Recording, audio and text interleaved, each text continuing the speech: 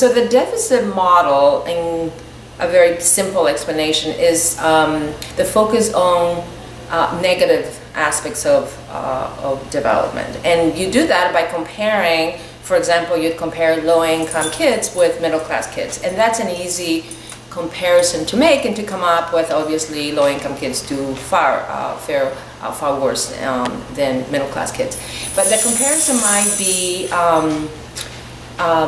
inappropriate because you're confounding in one group SES with ethnicity, black low-income kids, and on the other hand you are comparing to white middle class of one SES. A better comparison might be to compare low-income kids across SES, and then you keep ethnicity constant. So when we compare poor kids with richer kids, inevitably you come up with a negative story. What we've done in this country with our research as well is that we've neglected to tell the story of middle-class minority families, and we've neglected to focus on poor white children. So we have done a disservice to both groups. Now that's a deficit model.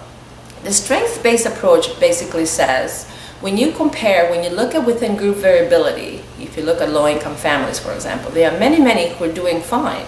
Many who are doing better. Yes, of course, money matters, but many children are thriving and going to college and becoming productive members of society. That is the American dream, right? Everybody has a chance to succeed.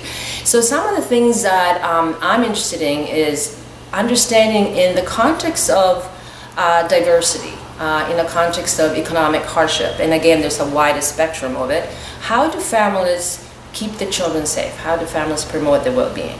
And what we find is that there's a lot of cultural specific activities that parents might do. For example, telling stories about back home promotes a lot of literacy and language development in ways that we don't always measure with the other tools of how often do you read to the child. But if we ask the parents, how often do you tell stories about back home, even a parent with low literacy skills might be able to come up with rich stories about country of origin, parents, grandparents, family, etc. And that builds language.